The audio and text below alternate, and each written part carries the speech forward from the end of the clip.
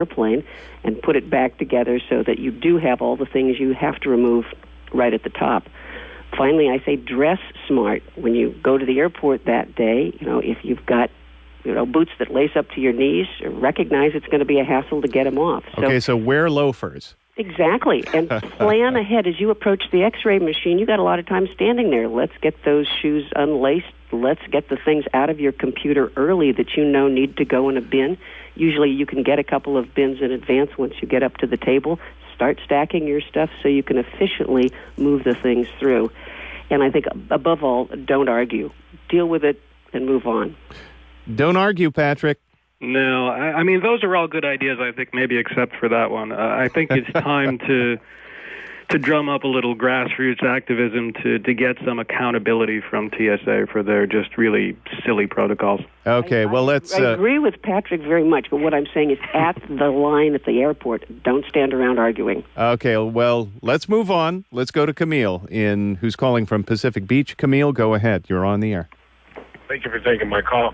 I just have a question for your guests. If they could compare the American airline industry with the European airline industry, which actually I heard just a couple of days ago is doing very well, and why over here we're struggling and charging fees and so on. Of course, exclude the increase in oil prices here. How could they be doing so much better? All right. Who wants to take a crack at that? Karen, Patrick? It's really complicated. I mean, you've got the government ownership and subsidy issues. You've got, frankly, cultural issues where the service levels of foreign carriers tend to be way above and beyond our own, and that, in a way can justify fares that maybe aren't as undercutting as ours. I don't know, we could go on and on about that, but it's true. I mean, airlines in most of the rest of the world right now aren't in nearly the peril that ours are. Well, but in Europe and other parts of the world, I think this is correct. Correct me if it's not. Airlines tend to be government-owned, right? Not necessarily. Many of the big European flag carriers are no longer government-owned. All right. And then you have an airline like Emirates over in Dubai, which at this point is maybe the fastest growing and in a lot of ways the most prestigious airline in the world. And J.P. Morgan did an audit of them and came out and said there's really no undue government influence that makes this airline work. They just know what they're doing. Let's go to Preston in Escondido. Preston, go ahead. You're on the air. Okay. Listen, I fly a few times a year. And when I get on the plane, I fall asleep, and I wake up when it lands. I don't check any bags. I don't like to buy food or drinks. The one thing I enjoy is a movie. So when I buy a ticket, I like the idea of paying for the gas that's flying the plane, the paycheck of the pilots, and the mechanics that are keeping it going, not all of the food and other luxuries that other people enjoy. Okay, so unbundling, Preston, you're fine with that, it sounds like. Yep, I am. Okay. Thanks very much. Let's take another call. Jeff is in Mission Valley. Jeff, go ahead. Hi, how are you doing today? All right. A couple issues I just wanted to touch on. One, the TSA has received a lot of congressional oversight lately, particularly on a program called the Registered Traveler Program.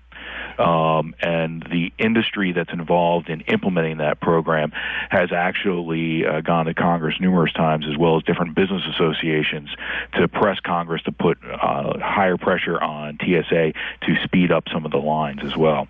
I fly probably on average over the last 5 years about 150,000 miles a year, and I would say that standing in line the amount of time I do, that's less a concern to myself, and I believe most of the people that I fly with, than the idea of on-time flight departures. And when it can't be an on-time flight departure, what the airlines can and cannot do to help you out. And the other comment I wanted to make, and then I'll listen to my answers off the air, is on the cost of fuel being a separated ticket item. That would be really difficult to do because of the fact that the airlines typically have insurance to buoy them against the cost of increasing fuel costs, as well as they participate in purchasing fuel futures.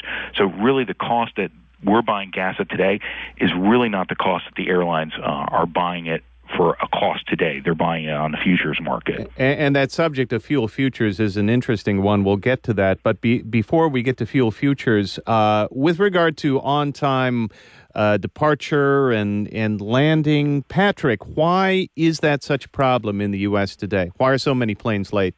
Well, in the airline's mindset, the frequency of flights is one of the holy grails of marketing, and they've done a pretty good job of clogging up the sky. And part and parcel of that has been the overuse of small regional jets. I mean, at airports like LaGuardia and Washington National, you have upwards of 50% of all the takeoffs and landings carrying maybe 15% of the people. And that's just not sustainable.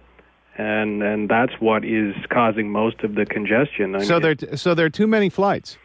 There are too many flights using too small airplanes. I mean, air travel, the volume of air travel in terms of people and the number of planes has doubled over the past 20 years or so, but the average size of an airplane has gotten smaller and smaller. So you've got more and more planes making more and more departures, but using smaller planes, and it's not an efficient use of airspace or ground space. I mentioned at the beginning of the show that that airlines are starting to cancel flights, just have fewer flights, and I guess that would be a response to what might be a problem with congestion in the skies and things that cause airlines to have late flights. Karen Kahn, do you think that's the future? Are we just going to see fewer flights, maybe bigger planes as well? I think you're going to see a lot of consolidation. I think the airlines are recognizing the only way they can use the fuel they've got efficiently is to put more people on larger planes. I think you're seeing them now park the inefficient airplanes. Fuel-wise, you're going to see them, I think, go to bigger airplanes, fewer frequencies, and the luxuries we've had of flights every hour has really got to stop if we're going to get the flights to stay on time and kind of decrowd the skies.